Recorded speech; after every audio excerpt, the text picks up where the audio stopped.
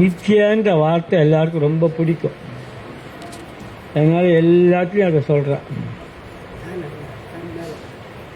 கொஞ்சம் பேர் சாதாரணமாக சொல்லும்போது ரொட்டீன் ரொட்டீன் அப்படின்னா, உங்கள் ரொட்டீன் என்ன இன்னைக்கு? ரொட்டீன். இந்த ரொட்டீன் அர்த்தம் வேறு, நித்திய அர்த்தம் வேறு. ரொட்டீன் எதுக்கு உபயோகப்படுத்துகிறான்னா தங்களுடைய சொந்தத்துக்காக உபயோகப்படுத்துகிறான், நித்தியாவை அவனுக்காக உபயோகப்படுத்துகிறான். சில பேர் சொல்கிறா நித்திய அனுஷ்டானம் இருக்குது எனக்கு, சில பேர் நித்திய பாராயணம் இருக்குது எனக்கு, நித்திய பஜனை இருக்குது, நித்திய நித்திய நித்திய. யாராவது அவளை கேள்வி கேட்டா இதெல்லாம் பண்ணுறிய, இது எதுக்காக பண்ணுறேன்? யாராவது தாங்க பண்ணக்கூடிய அந்த நித்தியங்கிறத வாழ்க்கையோட அங்கம் அப்படிங்கிறதும் அதுதான் வாழ்க்கை அப்படின்னு ஆக்கின்றவா யாராவது உண்டுன்னு அவர்கள் தான் சாதுக்கள். மற்றவர்கள் எல்லாம் அநேகமாக வாழ்க்கைக்கு வேற ஆன்மீகம் வேற அப்படி ரெண்டா பிரித்து பார்க்கலாம் வச்சு அநேகமாக அப்படித்தான்.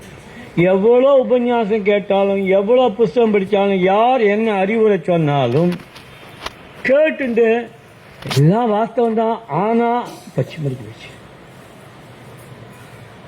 ஆனான்னு சொன்னால் இன்னும் லெவல் லேசம் கூட நம்ம இன்னும் அதை தொட்டு பார்க்கலேன்னு வாயால் சொல்கிறோம், நான் நம்புறேன்னு சொல்கிறோம், அவன்தான் காப்பாற்றுறான்னு சொல்கிறோம், அவனின்றி ஒரு அணுவும் அசையா, எல்லாம் சரி. ப்ராக்டிஸ் பண்ணுறியா? ப்ராக்டிஸ் பண்ணுறியா? என்னுடைய எஃபர்ட் என்ன? உன்னுடைய எஃபர்ட்னால தான் நடக்கிறதுன்னு தானே நம்ம எல்லா காரியமும் நம்ம செஞ்சுட்டு இருக்கோம். அவன் தான் நடத்துகிறான் அப்படிங்கிறத எப்போ உணர்றோம்? சில பேர் உணர்றோம் எப்போன்னு கேட்டால் சக்ஸஸ் வரும்போது.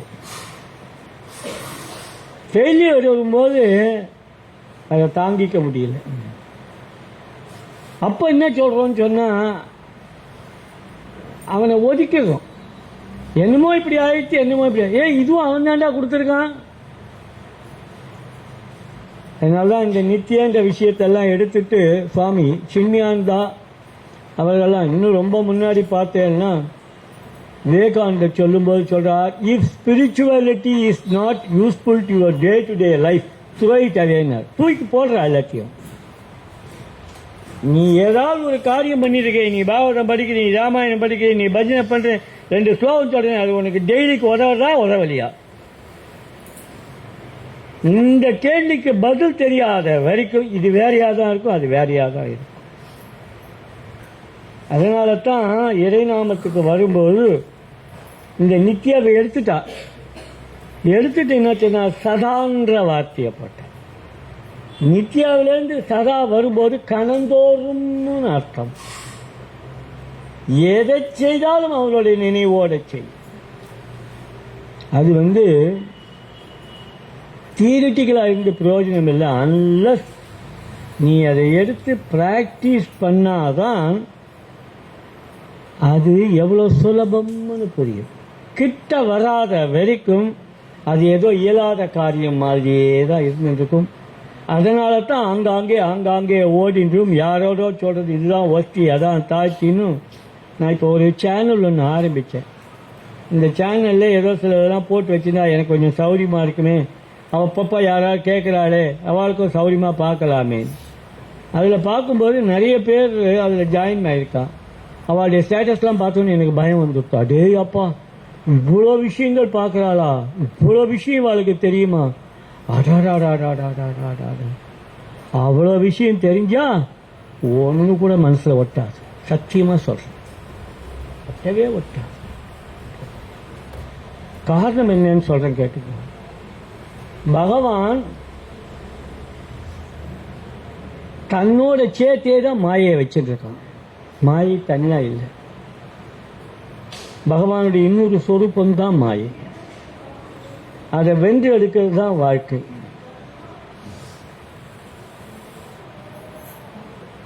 இந்த வாழ்க்கைக்கு எது தேவை அப்படின்னா ஆன்மீகத்தை தள்ளிடுங்க. ஆன்மீகத்தை தள்ளிட்டு அந்த காலத்தை பெரிய அந்த வார்த்தையில இப்போ யாராவது சொல்கிறாளான்னு தெரியல. 3 விஷயம்தான் சொல்லுவாள். எங்கள் அப்பா அதை தினம் ஒரு நாள் தவறாமல் சொல்லுவார். எனக்கு உண்ண உணவு, உடுக்க உடை, இருக்க இடம், இதெல்லாம் எசென்சியல்ஸ்ன்னு சொல்கிறது.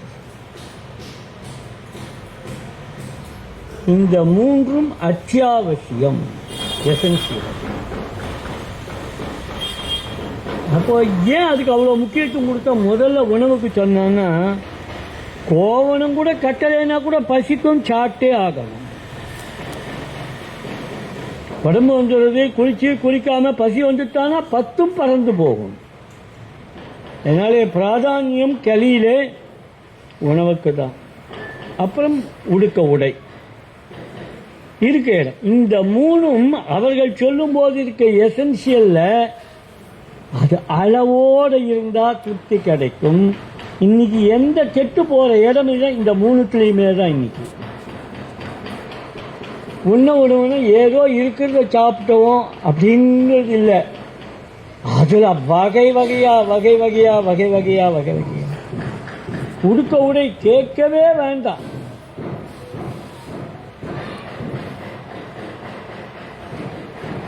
இருக்க இடத்தை பத்தி என்ன சொல்றது?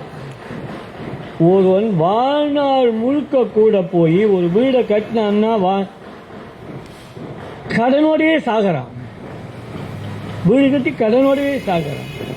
அப்ப எந்த இடத்துல தவறு?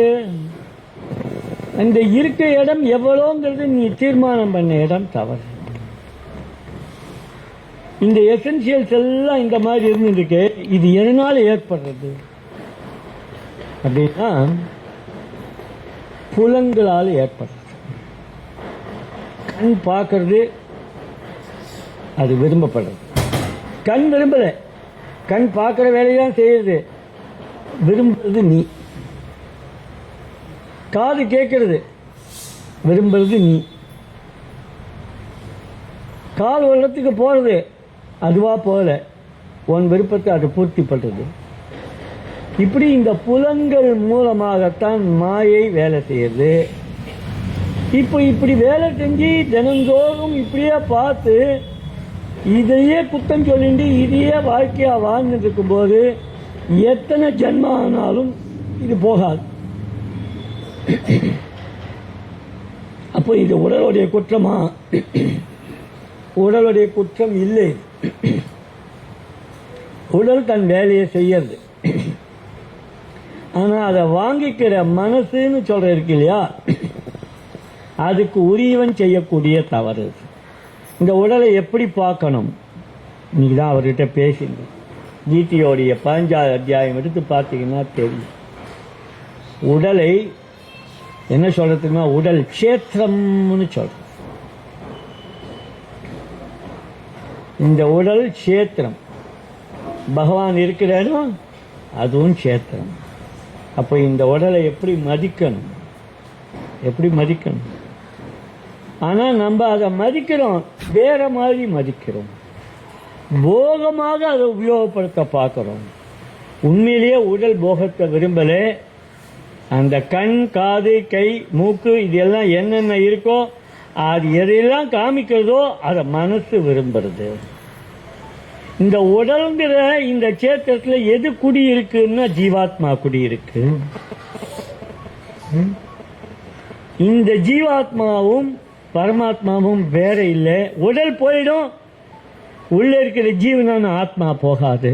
அது வேற ஒரு உடலை எடுத்துட்டு அதுல போயிடும். அப்ப என்ன அர்த்தம்? இந்த வாசனைகள் அப்படியே இருந்துருக்கும். இதை எப்படி வெற்றி அடைய வைக்கிறது? இதை எப்படி வெற்றி அடைய? புலங்களால் தான் இது வருதுன்னு தெரியுது. இத மனசு உணர்றது, அறிவும் சொல்றது புலனை கட்டுப்படுத்தணும்னா கட்டுப்பட மாட்டேங்கிறது. அப்ப என்ன பண்ணணும் அப்படின்னு கேட்டா, இந்த புலன்கள் போகும்போது அது வழியில போகக்கூடிய இந்த மனசை கட்டுப்படுத்துறதுக்கு என்ன பண்ணணும்னா புலன்களை சரியா உபயோகப்படுத்தணும். எனக்கு சட்டுன்னு கவனம் இல்லை, நாளை அடுத்த உபன்யாசத்தை சொல்கிறேன், இல்லைன்னா அதுக்குள்ளே அவர் எடுத்து போட்டுடுவார் யாராவது. அழகாக எழுதுறார். தேவாரத்திலேயோ திருவாச்சகத்திலேயோ ஒரு பாடல் ஒன்று இருக்குது. இந்த வாய் என்ன பண்ணுறது, எந்த கையை வச்சுட்டு என்ன பண்ணணும், காலை வச்சுட்டு என்ன பண்ணணும், ஒரு பெரிய பாடல் இருக்குது, ஆச்சரியமான பாடல் இருக்கு. தலையணிவான் ஆச்சரியமாக இருக்கு. அப்போ அதை நம்ம சரியாக பயன்படுத்தினோம்னா புலன் அடங்கும் இல்லையா? அதனால்தான் கஷேத்ரஜ்ஞங்கிறது யாருன்னு சொன்னால், இந்த உடல்ல குடியிருக்கிற ஆத்மா வேற, அது நான் மட்டும் இல்லை, நான் வேற இல்லை, அதுதான் ஜீவாத்மாவாக நானே தான் பரமாத்மா என்ற உணர்வு. அது ஒரு அழகான 5ஆம் அத்தியாயத்தில் அதை விளக்க வரும்போது ரொம்ப அழகாக சொல்லுவார். கட்டாகாசம்னும் ஆகாசம்னு ரெண்டையும் சொல்லுவான். ஒரு பானையை வச்சுட்டா வெளியில் இருக்க ஆகாசமும் பானையில் இருக்க உள்ள இருக்கிற அதுவும் ஆகாசமும் கட்டாகாசமும் ரெண்டும் ஒன்று தான். நடுவில் பிரிக்கிறது தான் உடல். இதை உடைச்சிட்டா ரெண்டும் ஒன்றாயிடும். இது எப்படி உடைக்காம இருக்கணும், உடைக்கிறதுங்கிறது வேற விஷயம். அது நம்ம நினைக்கிற மரணத்தோட இல்லை. மரணத்தினாலே நமக்கு இந்த ஜீவாத்மா பரமாத்மா தத்துவம் புரிஞ்சிடாது. நம்ம ஜாயின் ஆயிட முடியாது பரமாத்மாவாக. அப்ப அந்த புலனை உபயோகப்படுத்தணும், புலனை சகலத்திலையும் உபயோகப்படுத்தணும். கண்களால் செய்யக்கூடியது, காதால கேட்கக்கூடியது, வாயால சொல்லக்கூடியது, உடம்புனால செய்யக்கூடிய பணிகள், உடம்பை போட்டு பரட்டி எடுக்கணும். உடலை பாதுகாக்கிறது போஷிக்கிறது இல்லை. அது நீ என்ன போஷிச்சாலும் அதுக்கு ஒரு நாள் உண்டு. அது வீணா போகிறதுக்காக தான் இருக்கு. அது வீணா போகிறதுக்குள்ள நீ எவ்வளோ பயன்படுத்துற இந்த உடலை பயன்படுத்துறதுன்னு சொன்னால் பகவத் விஷயமா. அதனாலே பகவத் விஷயம் வேறே நீ பிரிச்சா நீ ஒன்றும் பண்ண முடியாது. அதனால என்ன பண்ணணும்னா, வாழ்க்கையை நீ எதெல்லாம் பண்றியோ அதெல்லாம் பகவத் விஷயமா ஆக்கணுங்கிறதுக்கு தான் பகவன் நாமம். நீ சாப்பிட்டா நீ பார்க்கல அப்படின்னும் இந்த கண்ணு தப்பா பார்க்கறதுன்னு சொன்னால் அந்த கண்ணை அதை பார்க்க வைக்கணும். அப்ப பார்க்கும் பொருள் எல்லாம் அவன் தெரியணும், கேட்கிற வார்த்தையெல்லாம் அவன்தான் இருக்கணும். அதுக்கு முதல்ல ஒன்று நீ கட்டுப்படுத்திக்கணும். குறைவான இடத்துல குறைவான ஒரு தர்மத்திலே இருந்து அப்படி பிராக்டிஸ் பண்ணிட்டே இருந்து அதுக்கப்புறம் வெளியில போனா கூட உனக்கு எதை பார்த்தாலும் அதுவா தெரியும், எதுவுமே தவறா தெரியாது, எல்லாம் பகவான் அப்படின்னு பார்க்கிற குணமும் அப்போ இந்த பேதம் வராது. அதனால்தான் சொல்றது, ரொம்ப அதிகமா வர்ணங்களையோ ஆசிரமங்களையோ சார்ந்து இருக்கக்கூடாது. பகவானை சார்ந்து இருக்கிற வாழ்க்கை வாகனம், அதுதான் பாகவத தர்மம். பாகவத தர்மங்கிறது வர்ணம் ஆசிரமங்களை கடந்துட்டது. அதுக்கு பதில் இருக்கிற வரைக்கும் நாம இது என்ன ஜாதி, இது என்ன மதம், அவா யாரு இவா யாரு அப்படின்னு. அதுல கூட இப்ப நாகரிக காலத்துல அப்படியெல்லாம் பேசுறதில்ல. அவ நாகரிகமா இருந்துட்டா எதை வேணா யார் வேணா அக்செப்ட் பண்ணிட்டு இருக்கான். இந்த ப்ரோக்ராம் எதுக்குன்னு கேட்கிறீங்களா? இப்போ நமக்கு ஒரு பெரிய உற்சவம். இந்த பெரிய உற்சவத்தில் நம்ம கண் காது மூக்கு சகலத்தையும் உபயோகப்படுத்தக்கூடிய ஒரு ஆச்சரியமான ஒரு மண்டல காலம் 48 நாட்கள் என்னெல்லாம் கைங்கரியம் பண்ண முடியுமோ இந்த கைங்களை பகவத் கைங்கரியமாக ஆக்கிறதுக்கு ஒரு அருமையான வாய்ப்பு இருக்குது. எத்தனையோ காலங்களில் எவ்வளோ பெரிவாளம் பண்ணிட்டு இருக்கா. நான் அதை பற்றி சொல்லலை. நமக்கு ஒரு வாய்ப்பு கொடுத்துருக்கான். அருகாமையில் இருக்கக்கூடிய சந்நிதி பகவானுடைய சந்நிதியாகவே இருக்கு. பகவான் நாமத்துடைய சந்நிதிங்கிறது பகவானுடைய சந்நிதியாகவே இருக்கு. எல்லாம் சுத்தமாக ஆயின்றிருக்கு. எதிர்பார்த்த மாதிரி குருநாதன் அழகாக கொண்டு போகிறார். ஒரு உணர்வு வருது, எந்த இடரும் இல்லை அப்படின்னுட்டு. எந்த இடரும் இல்லைன்னா மனசு இருக்கு இல்லையா, அது கெடுத்துடாமல் இருக்கணும் இல்லையா. பாகவதத்தில் எப்போதும் 3 இடம் வரும். பௌதீகமானது, அதுக்கப்புறம் நம்முடைய மனசினால் ஏற்படக்கூடிய தடைகள். அந்த 3 மனசினால் ஏற்பட தடைகள் விலகணும்னு சொன்னால் அவனுடைய கிருபையால் மட்டும்தான் முடியும். இந்த உற்சவம் பலவிதமாக இருக்குன்னு தெரியும். ஆங்காங்கே அப்பப்போ சொல்லிட்டு வரும். இப்போது நாங்கள் முன்னேற்பாடுகள்லாம் ரொம்ப அழகாக நடந்திருக்கும். அடியனுக்கு திடீர்னு சும்மா ஏதோ ஒரு சில சாமான்களை வாங்கி சேகரம் பண்ணணும்னு ஒரு இடத்துக்கு போகணும்னு முடிவு பண்ணணும். ஆனால் குருநாதன் அப்படி விட தயாராக இல்லை. 19ஆம் தேதி இன்னைக்கு போகணும். 18ஆம் தேதி 3 மணிக்கு இந்த வழியாக தானே வரையில் எங்களுக்கு ஒரு பிரதிஷ்டை வேணும்னு அதை யாத்திரையாக மாற்றிட்டார். என்னால் கிடுன்ட்டு ஒரு யாத்திரையாகி ஒரு யாத்திரையில் ஒரு பிரதிஷ்டியமாகி அது எங்கேயோ பாலக்காடு போக வேண்டிய பிரதிஷ்டை. அது கன்னிகா பரமேஸ்வரி கோவிலில் போக வேண்டியது. அடியன் அவ்வளோ தூரம் வர முடியாது அப்படிங்கிறதுனால ஆத்தூர்லேயே பிரதிஷ்டியாகி அதை நேர பாலக்காடு போய் எடுத்துருச்சு. அதுக்கப்புறம் தொடர்ந்து நம்முடைய காரியங்கள் உற்சவத்துக்காக. இன்னைக்கு உற்சவத்தில் 2 முக்கிய காரியங்கள் பூர்த்தி ஆயிருக்கு. ஒன்று, பக்த ஆராதனை தான் எனக்கு இந்த முறையில் ரொம்ப முக்கியம். இந்த 48 நாள்லையும் குறைஞ்சபட்சம் ஒரு 1000 பேரையாவது ஆராதனை பண்ணணும். இந்த ஆராதனைக்கு எல்லாரும் வரணும். நிறைய இருக்கா மனுஷா, நமக்கு நாமம் சொல்ற மனுஷா ஆங்காங்கே ஏராளமாக இருக்கா. பகவான் அவர்கள் மனசில் உள்ள பூந்து நாம் அந்த சந்நிதிக்கு போகணும் அப்படின்ற எண்ணத்தை உருவாக்கினால் நமக்கு ஆராதனைக்கு வாய்ப்பு கிடைக்கும். எல்லாம் நாமம் சொல்றவா, தொடர்ந்து சொல்லிட்டு இருக்கவா, ஒரு நாள் தவறாம சொல்றவா. மணியடிச்சா மாதிரி போட்டுட்டு இன்னைக்கும் கூட நான் சில பதிவெல்லாம் வெளியில போறதில்லை. பார்த்தா அசிங்கமா இருக்குமோ அப்படின்னு ஏதாவது தப்பா சில பேர் எங்கிட்டலாம் பேசுறாங்க. ஒரு சில பேர் என்ன நிவேதனம் வரைக்கும் எனக்கு பதிவு போடுவான். இன்னைக்கு இதை நிவேதனம் பண்ண, இன்னைக்கு அதை அப்படின்னு என்ன அர்த்தம்? அந்த நிவேதனத்தோடைய பகவத் ரூபம் பகவான் நாமம் அவ மனசுல ஒட்டின்னு தானே அது போதுமான. அப்படித்தான் நாங்கள்லாம் வந்தோம். அவெல்லாம் வரணும்னு ஆசைப்படுறேன். குருநாதன் அவர்கள் மனசுல இந்த சந்நிதியை பார்க்கணும், ஏதோ உற்சவம் நடக்குது, நம்ம போகணுங்கிற எண்ணத்தை தோற்றணும். ஏன்னா இன்னைக்கு எந்த பொருள்னாலையும் யாரையும் சாட்டிஸ்ஃபை பண்ண முடியாது, எதையும் சாட்டிஸ்ஃபை பண்ண முடியாது. திங்கிற பொருள் உட்பட சாட்டிஸ்ஃபை பண்ண முடியாத காலம் வந்து எதை கொடுத்தாலும் இதானா அப்படின்னு ஒரு டிஸ்சாட்டிஸ்ஃபேக்ஷன்ல வாழ்க்கை. அதனால பயமா இருக்கு, எதுவும் பேசுறதுக்கு பயமா இருக்கு. ரொம்ப சாதாரண விஷயங்கள் எடுபடாது. ஏன்னா என்ன காரணத்தாலேயோ தெரியல, ஜனங்களுக்கு எப்போதும் எல்லாத்தையும் ஹைப் தேவைப்படுறது. எது பண்ணாலும் இதானே அப்படி என்ன அர்த்தம்? நீ அதை இன்னும் கண்ணால் தான் பார்த்துருக்கே, காதால் தான் கேட்டுருக்கேன்னு அர்த்தமோ வழிய நீ ஈடுபட்டு மனசுல வாங்கலேன்னு அர்த்தம். எல்லாத்தையும் ஹைப் தேவைப்படுது. அதனால நிறைய தவறுகள் ஏற்படுது. செய்யக்கூடாதெல்லாம் செய்யறா.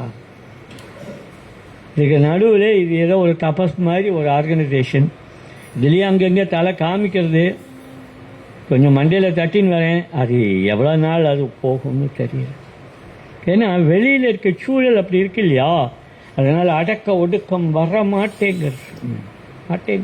ஏன் இப்படி பண்ணா என்ன, அப்படி பண்ணா என்ன, அப்படிதான் நம்மாத்து குழந்தைகள்லாம் ஏன் இப்படி பண்ணா என்னன்றது தான் இன்னைக்கு இப்படி ஆயிருக்கு. அவளுக்கு சொல்வாரும் இல்லை, கேட்பாரும் இல்லை. எல்லாருக்கும் சேர்ந்து பிரார்த்தனை ரூபமாக இந்த அகண்டத்தை கொண்டு போகணும். இந்த அகண்டத்தை நம்ம பண்ணக்கூடிய 48 நாளும் உலகத்திலே என்னென்ன இருக்குன்னு தெரியும். ஏன்னா அது உலகத்தோடு நிற்கலே, நமக்கு அக்கம் பக்கம் வந்துட்டு நம்ம குடும்பத்துக்கு உள்ள வந்திருக்கு. அப்படிங்கிறதுனால எல்லாரும் க்ஷேமமாக இருக்கணும்னு பகவான் நாமம் சொல்லணும். நம்ம கைங்கரியங்களில் இது வசதி அது தாழ்த்தின்னு இல்லை. கைங்கரியங்களில் கொஞ்சம் பேர் எப்போதும் இங்கே இருக்கணும்னு கேட்டேன், இன்னும் எனக்கு சரியான யாரும் விவரம் கொடுக்கல. கைங்கரியங்களே சில பேர் நினச்சிட்டுப்பா இதான் கைங்கரியம், இது கைங்கரியம் இல்லைன்னுட்டு. அதனால் ஒரு சின்னதாக ஒரு மீட்டிங் போடணும். அது டிவோட்டிஸ் மீட்டிங்காக இருக்க முடியாது. யார் நிஜமாக கைங்கரியப்படாலோ அவர்கள் கூட மனசு விட்டு பேசணும். அவர்களுடைய ஆசை என்ன, எதில் அவர்கள் பங்கெடுக்க முடியும் அப்படின்னுட்டு. அதுலேயும் ஒரு டேஞ்சர் இருக்குது. நான் போய் எல்லாரும் கைங்கரியத்துக்கு வாங்குவோன்னு உடனே வேலைக்கு கூப்பிட்றா நம்மளே நினச்சிட்டாக்கா போயிடுது இல்லையா. நான் கைங்கரியம் சொல்லுவேன், அதெல்லாம் ஒன்றும் இல்லை, அவளுக்கு வேலைக்கு ஆள் இல்லை, அதுக்காக நம்மளை கூப்பிட்றா. ஒரு முறை ஒரு இடத்துல எனக்கு அப்படி ஆச்சு. ஒரு பொண்ணு என்னை கேட்டா, அவள் அப்பா அம்மா எல்லாம் சேர்ந்துட்டு நங்கநல்லூர்லையா எங்கேயோ ஆதம்பாக்கமோ இன்னும் ஒரு பிரதிஷ்டை பண்ணுறேன். ஒரு பொண்ணு என்னை பார்த்து ஒரு கேள்வி கேட்டான். அவள்லாம் பெரியவாள்லாம் ரொம்ப ஆசையாக சந்தோஷமாக நடந்துட்டு இருக்கு பிரதிஷ்டை. அந்த பொண்ணு உங்களுக்கு இடம் இல்லைன்னு இங்கே கொண்டு வைக்கிறேடான்னு கேட்டான். ஆமாம்மா, உன் மனசில் இடம் இருக்கும் நினச்சிட்டு கொண்டு வைக்கிறேன். கேட்டுருவா, சட்டுன்னு கேட்டுருவான். அதான் கலியிலே என்னன்னு கேட்டால் பெரிய பண்டிதனாக இருப்பான். அவனை சூட்டு சுலபு ரோடோட போகிறவன், யோ உனக்கு எதையா தெரியும், முடிஞ்சு போச்சு. அதனால் பயமாக இருக்கு. யாரையாவது கைங்கரியத்துக்கு கூப்பிடணும்னா உடனே கைங்கரியத்துக்கு கூப்பிடணும்னா எவ்வளோ ரூபான்னு கேட்குறான். ரூபா கொடுக்கறதுக்கு கைங்கரியம் இல்லை, ரூபா கொடுக்கறதுக்கு கைங்கரியம் இல்லை. வெறும் கைங்கரியங்கிறது ரூபா கொடுத்தாலும் கைங்கரியம் பண்ணணும். நான் இதை பற்றி மகாபரிவா சொன்னதெல்லாம் நிறைய சொல்லியிருக்கேன். அதனால் எல்லார் மனசுலேருந்து நமக்கு இது ஒரு வாய்ப்பு, நமக்கு இது ஒரு வாய்ப்பு. இங்கே எப்படின்னு கேட்டால் சப்பன் போக் சப்பன் பட்சணுன்னு ஆரம்பிக்கிறது. நான் ஏன் அதனால் திருப்பி திருப்பி சொல்கிறேன்னு சொன்னால், செய்கிறவனும் அவனே இருந்து, செய்கின்ற பொருளும் அவனாக இருந்து, வாங்கிக்கிறதும் அவனாக இருக்கிறத கிருஷ்ணன் காமிக்கிறான். உண்ணும் சோறு, பருகும் நீர், தின்னும் வெற்றிலை எல்லாம் கண்ணனே. தானே ஆராதிக்கிறான், ஆராதிக்கப்படுகிறான், அவனா இருக்கான். ஆராதிக்கப்படுகிற வஸ்துவாகவும் அவன் இருக்கிறான். அந்த பாவத்தை நம்ம இங்கே எப்போதும் பண்ணுற வழக்கம். அதனால எல்லாரும் என்னெல்லாம் கைங்கரியம் பண்ணும், உடம்பை போட்டு பரட்டணும்னு சொல்றது அதுக்காகத்தான். ஏன்னா எதன் மூலமாக ஒரு கைங்கரியத்தை யாரும், ஆனால் நான் ஒன்று சொல்லுவேன், ஏதோ 10 பேர் சேர்ந்து கைங்கரியம் பண்ணுறதுங்க வேறு. யாராவது ஒரு கைங்கரியத்தை எடுத்துன்னா அந்த கைங்கரியத்தை 48 நாளும் விடாமல் செய்யணும். அதுதான் மேன்மையானது. அது என்ன கைங்கரியம்னு பேசுறது ஒன்றும் இல்லை. வாசலிருந்து வாங்கோன்னு கூப்பிட்டா அது ஒரு கைங்கரியம். அங்கே செருப்பெல்லாம் இருக்கு, அந்த செருப்பு எடுத்து வச்சா ஒரு கைங்கரியம். வழக்கினா கைங்கரியம், கோலம் போட்டால் ஒரு கைங்கரியம். எல்லாம் அவனுக்கு, எல்லாம் அவனுக்கு, எல்லாம் பகவன் நாமத்துக்குன்ற உணர்வோடு கைங்கரியம் பண்ணணும். அது ஏதோ ஒரு இவாக்கிட்ட யாரோ பேர் கொடுத்துருக்கானா, இவாக்கிட்ட பேர் வாங்கியிருக்கா, அவெல்லாம் கைங்கரியத்துக்கு பேர் கொடுத்துவாலாம், என்ன நினச்சிருக்கான்னு எனக்கு தெரியாது. ஒருவேளை அவெல்லாம் கைங்கரியம் பண்ணுவா, நான் கூப்பிட்டு மீட்டிங் பேசினா அநேகமாக பாதி பேர் போயிடுவான்னு நினைக்கிறேன். அதனால என்னைக்குமா மீட்டிங்கு? வியாழக்கிழமை இன்னைக்கு முடிஞ்சால் இங்கே, இல்லைன்னா சாய் சுந்தரத்தில். ஏன்னா இது வேறு ஒன்றும் இல்லை, மாமியால் இங்கே வர முடியாதுங்கிறதுனால வேறு ஒன்றும் இல்லை. மாமி தான் தான் தான் நான் கூட சேர்ந்து பண்ணணும்னு ஆசையில் இருக்கான். பகவான் பூர்த்தி பண்ணி வைக்கட்டும். ராம ராம ராம